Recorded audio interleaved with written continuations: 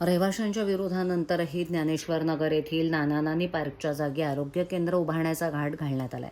रहिवाशांनी विनंती केल्यानंतर आमदार संजय केळकर यांनी संबंधित अधिकाऱ्यांशी संपर्क साधून आरोग्य केंद्र अन्यत्र उभारण्याची कडक सूचना देत आणखी निधी उपलब्ध करून नाना नानी पार्क अद्ययावत करण्याच्या स्पष्ट सूचना केल्या आहेत. भाजपाच्या खोपट येथील कार्यालयात आयोजित जनसेवकाचा जनसंवाद या कार्यक्रमात ज्ञानेश्वर नगर येथील रहिवाशांनी उपस्थित राहून आमदार संजय केळकर यांना निवेदन दिलं.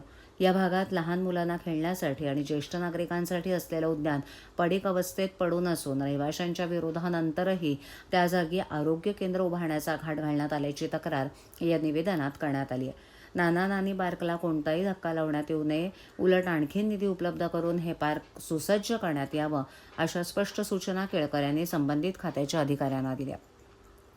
आरोग्य केंद्राची परिसराला गरज आहे, पण ते उभारण्याची जागा ही नाही, अशी कडक समजही केळकर यांनी अधिकाऱ्यांना दिली. लवकरच या पार्कची पाहणी करून रहिवाशांच्या हिताचा निर्णय घेण्यास प्रशासनाला भाग पाडू, असं केळकर यांनी माध्यमांना सांगितलं. या कार्यक्रमात पाचपाखडी आणि लोकमान्य नगर येथील SRA प्रकल्पातील रहिवाशांनी उपस्थित राहून व्यथा मांडली. या दोन्ही योजना सुरू असून उच्च अधिकार कमिटीमार्फत या योजनांना अद्याप ना हरकत प्रमाणपत्र देण्यात आलेलं नाही. त्यामुळे रहिवासी हक्काच्या घरांपासून वंचित राहिलेत.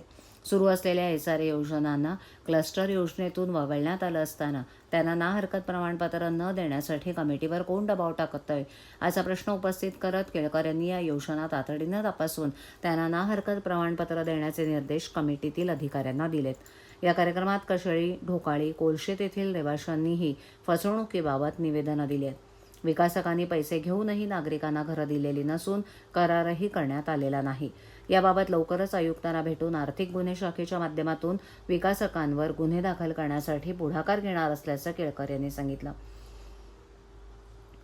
सर योजनेतून चतुर्थ श्रेणी कर्मचाऱ्यांना वगळण्यात आले. मतदार याद्या पुनरीक्षण कार्यक्रमासाठी BLO म्हणून चतुर्थ श्रेणी कामगारांना पालिकेनं नेमलं होतं.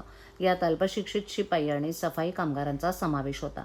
प्रशिक्षण कार्यक्रमात त्यांचा गोंधळ उडत असल्यानं हे काम त्यांच्या आवाक्याबाहेरचं होतं. ही अन्यायकारक निवड रद्द करण्यासाठी आमदार केळकर यांनी आयुक्त आणि जिल्हाधिकाऱ्यांशी चर्चा केली होती. त्यानुसार या नेमणुका रद्द करण्यात आल्यानं सफाई कामगारांनी जनसेवकाचा जनसंवाद या कार्यक्रमात उपस्थित राहून केळकर यांचे आभार मानलेत. आज आमच्या जनसंवाद कार्यक्रमामध्ये निरनिराळ्या ठिकाणची लोक, समूह किंवा व्यक्ती हे समस्या घेऊन आले. सर्वात प्रामुख्याने ज्यांचे प्रश्न सुटले तेही आले. आता BLO जे ते चतुर्थ श्रेणीतले यांनी अपॉइंट केले होते, तर त्यांना त्याच्यातून मुक्त केलेलं आहे. कारण की ते सफाई कामगार होते, चतुर्थ श्रेणीतले होते आणि SIRच्या कामासाठी त्यांनी नियुक्ती दिली होती आणि त्याच्यामुळे ते अतिशय त्रस्त होते. कारण की ते काम त्यांच्याकडनं होणं शक्य नव्हतं आणि त्यांचा तो आता विषय संपला. त्यांना त्या कामातून मुक्त केलं आणि ते त्याच्याकरता आपल्याला धन्यवाद द्यायला आले होते.